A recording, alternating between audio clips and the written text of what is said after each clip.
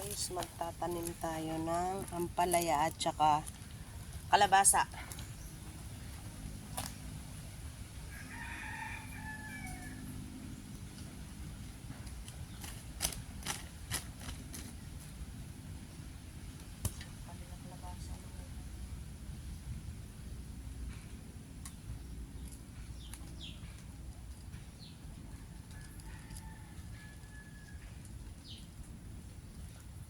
Antayin na lang natin yung ulan, siya lang yung magbibili.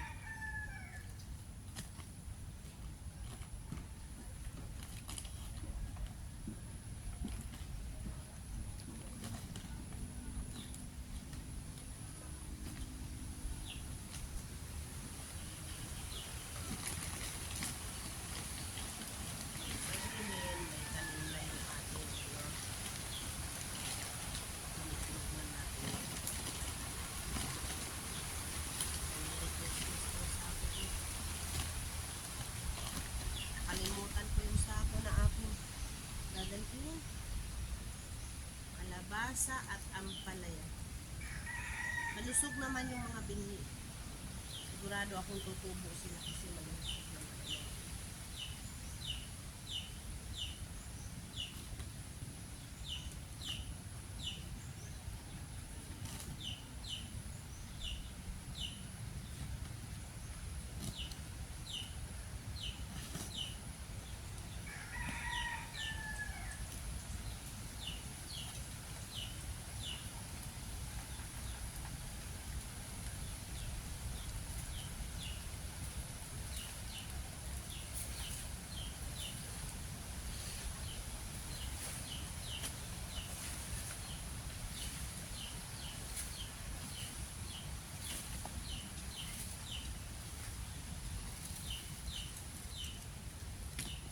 Yung pinaghirapan natin haputin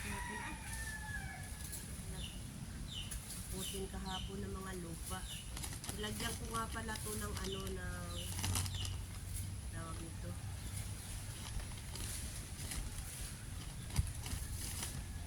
Yung nabulok na prutas. Para mas maganda lalo yung ano niya.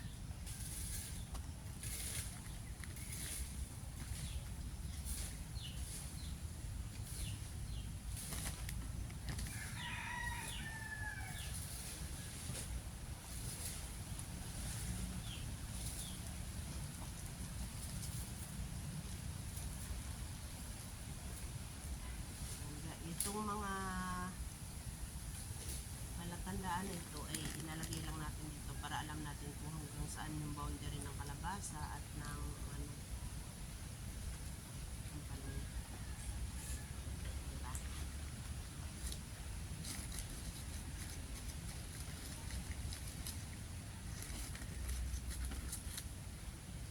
So hanggang dito yung kalabasa natin na ano mga kapatid. Ibig sabihin, may tanim na sila kaya ano na utsutan niya.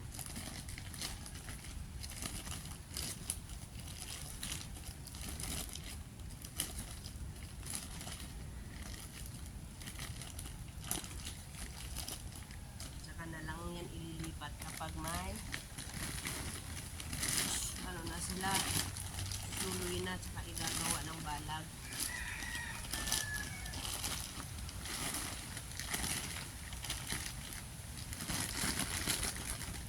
Naulan naman guys, na ambon-ambon. Hindi talaga yung ulan na ano. Mamaya bubutasan natin yung sako para pag malakas yung ulan, hindi malulunod yung ating tanim. Bubutasan natin mamaya yan.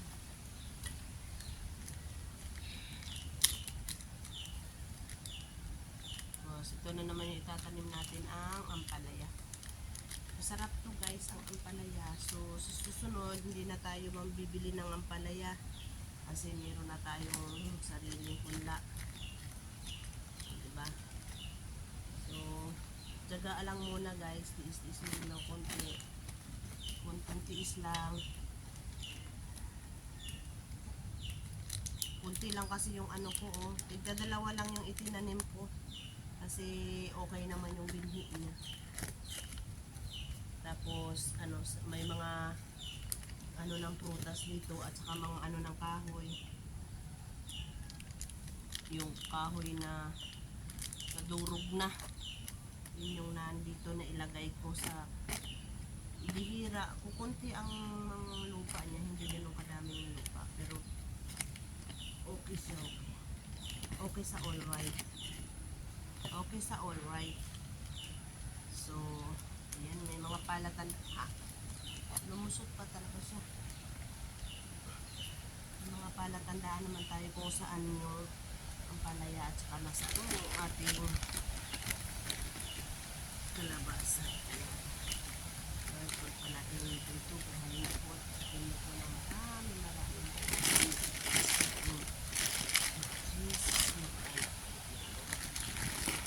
Guys, pinag-pray natin yung ating mga halaman. Siyempre, kailangan talaga natin ipag-pray yung ating mga ginatanim kasi siya ang magpapaano nito, magpapatubo. Siya yung magbibigay ng maraming bunga. Kailangan po natin ibigay sa Panginoon yung tiwala sa ating mga ginagawa. Diba? Maraming hamog, oh. Nilagay ko siya dito. Ito yung ating ampalaya. Tapos gagawa na tayo ng ampalaya con carne, guys. Masarap yun. Ang sarap-sarap. Isa yun sa mga paborito ko pagkain. Ayan. So, sila ay may mga may mga tanim na yang nakalupaga dyan. Tapos didiligan natin, guys. May pandilig naman tayo. Ayan.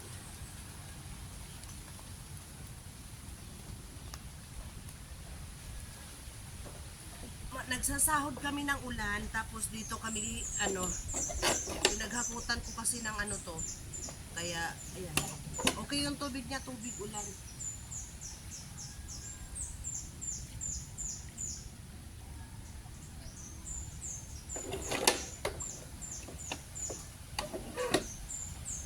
Tsaga lang muna ng konti, guys, para pag nagbunga naman to na siya. Hindi na tayo mahihirapan sa mga gastusin natin sa mga gulay kasi may sarili na tayo mga tanim.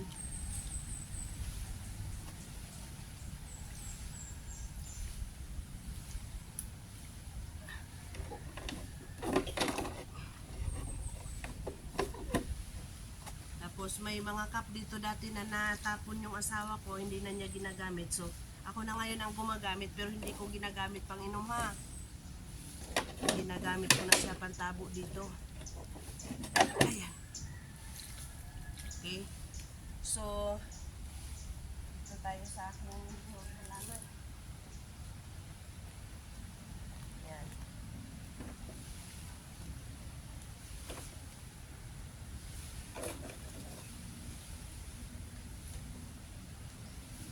So, ayun guys, napaka ganda na ng ating mga itinanim. Di ba? Sus.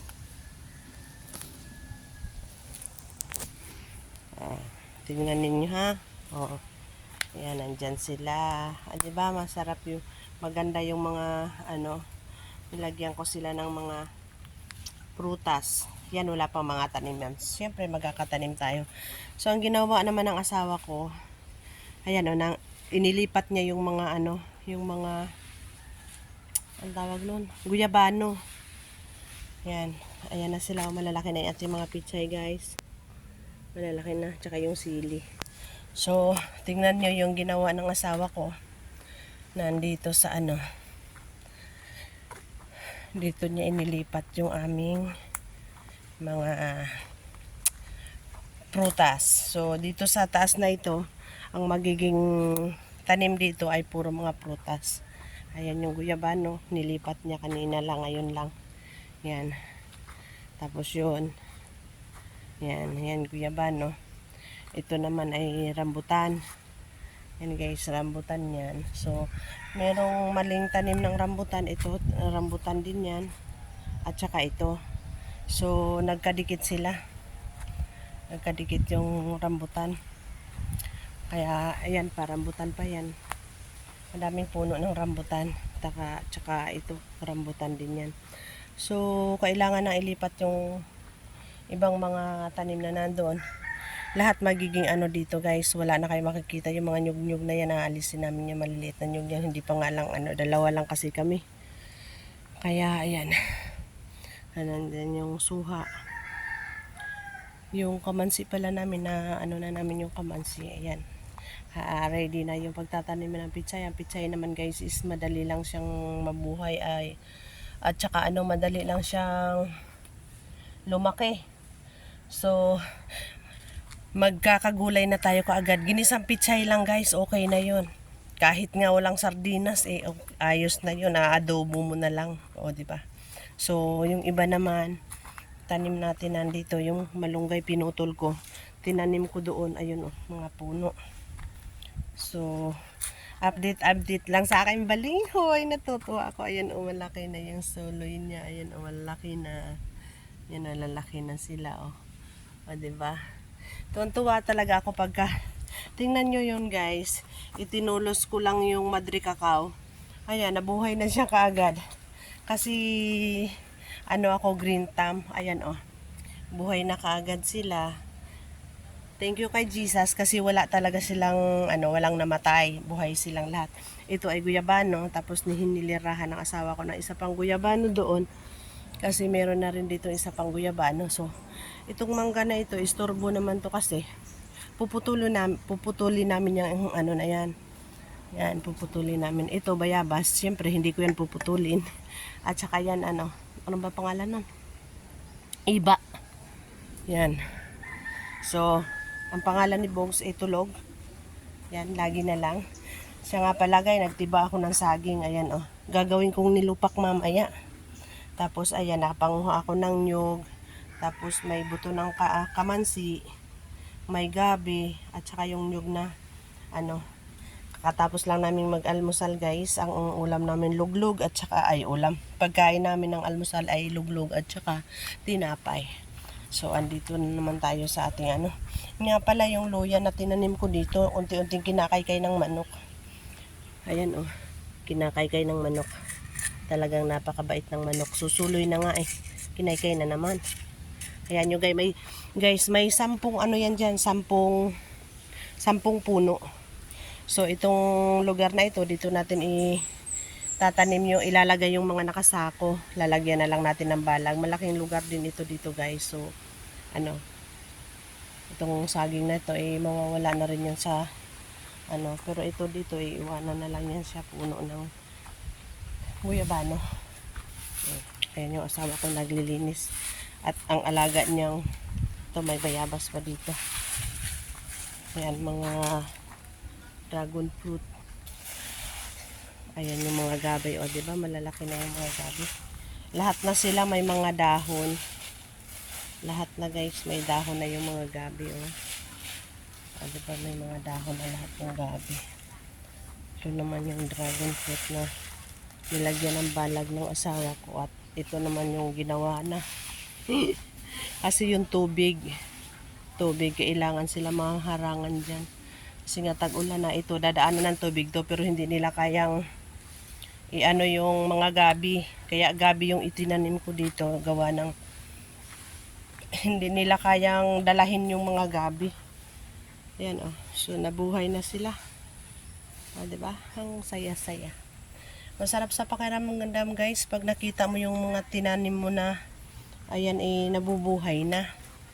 Ito napakaraming nyug, kaya lang wala namang nyug na mapapakinabangan kasi nalata na silang lahat, puro na tumubo. Ayan gusto kong naghahanap ako ng hindi nakatubong nyug, kaya lang tumubo na sila lahat. May nakuha nga akong isang piraso doon, kaya lang ayun naman, hindi naman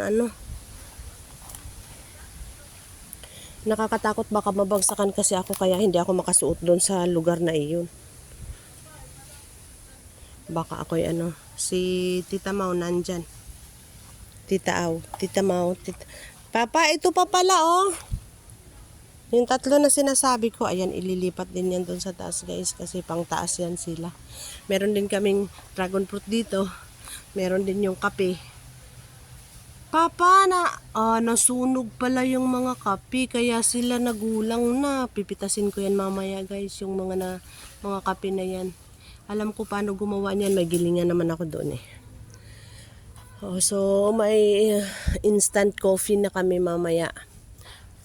Pipitasin ko yan mamaya. Ayan, langka. May langka pa rin doon sa dulo. Ayan si Tita Au. Nagla-live. Naghahanap.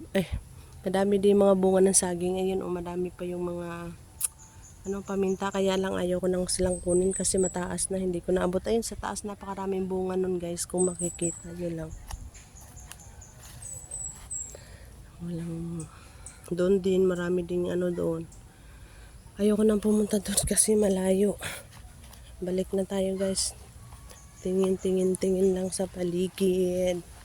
Ayan, may duhat. Masarap daw yan duhat dito. Matamis daw, sabi ni Tita Au. Kasi minsan nangunguha siya ng duhat dito. Sampalok. Yan o. Ilang hindi ba talaga sila malinis. Kasi may mga saging. Ayun o, bagong puso na naman ang saging. Ay, nanggulay pala kami guys kahapon ng saging. Ay, ng puso ng saging. Ang sarap-sarap. 3 puso ng saging. Akala daw ng asawa ko, marami na yun. Ay, hindi naman marami yan. Ayan o, tinanggalan ng mga Ito, ayan o, sa susunod makukuha ko na rin yan. Marami pa doon sa dulo, kaya lang ayaw kong pumunta doon. Yan na, maraming bunga ang saging, kaya lang, hinog na yata itong isa. O, diba? Ito din guys, rambutan. Tapos, ito naman ay kasoy. Yan, kasoy. Ayan. Ano rin yan. Dragon fruit na naman as usual na nakikita natin sa paligid namin. Mas maraming dragon fruit at saka yan paminta. Yan, magkadikit sila. Titingnan ko nga yun parang yun gabi. Gusto nyo guys, makuha tayo ng gabi. Ayan, dragon fruit na naman. Ang daming dragon fruit kasi dito. Doon sa dulo, napakarami dong dragon fruit na nakahilira. Hindi ko siya makita kung may hinog na ba. Gusto ko kasi may hinog na eh. Nasisilaw kasi ako. Hindi ko siya makita. Hindi ko makita. May hinog na ba? Hindi ko makita. May hinog na ba? Kasi pag may hinog na, doon ko siya kukunin. Laki na yun. Pag wala kasing hinog, nakakasayang tibain kasi gusto ko may hinog na siya. 1, 2, 3, 4, 5. Dito pa lang sa area na to may 5 saging na ako. Ayun pa 6. Daming saging. Ito pa pala. Ayan pa oh, ayan pa oh, ayan pa oh. 7. Saan pa? Wala na.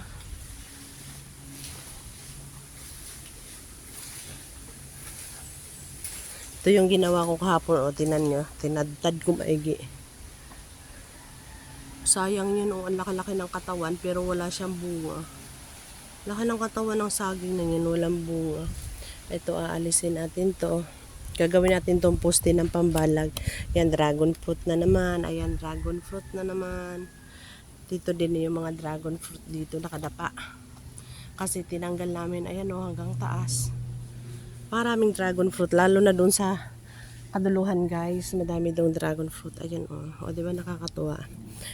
Sa totoo lang guys, kahit nakarating na ako kung saan, pero yung dragon fruit na yan, di ko pa natitikman. Hindi ko alam kung ano yung lasa niya. Kaya ngayon, siguro kaya pinadala ako dito ni Jesus kasi pakakainin niya ako ng maraming dragon fruit. Ayan o, di ba? So, natapos na akong mag-tour sa inyo guys. So magpapahinga muna kami ni Cassie dito. Kaya nga pala, kasama ko na naman si Cassie at saka si Miro. Ay si Bogs. As always naman kasama ko si Bogs. Hindi ko yan iniiwan. Tsaka ito, si Cassie. Kaya ako sinasama si Cassie kasi nga binubugbog nga siya ni Miro. Tapos ngayon, ang binubugbog ni Coco doon si Chase. Kasi sobrang makulit naman kasi yun si Chase. Ang sarap ng paligid guys, no? Yung parang super presko yung pakiramdam. Na ang ganda-ganda ng paligid, puro green leaves yung makikita mo. Tapos ayun yung asawa ko. Katatapos ko lang magtanim, katatapos ko lang din mag-ayos ng mga ayos ng pananiman namin. So, relax na muna. Ayun, malinis na. Mangunguha pala ako ng gabi guys. Samahan niyo ako mamaya manguha ng gabi. O ipakita ko na lang sa inyo yung mga kinuha kasi mangunguy-kuy ako dun sa looban. Ha? I-charge ko muna yung aking mobile kasi wala na siyang charge. Okay? See you on my next video.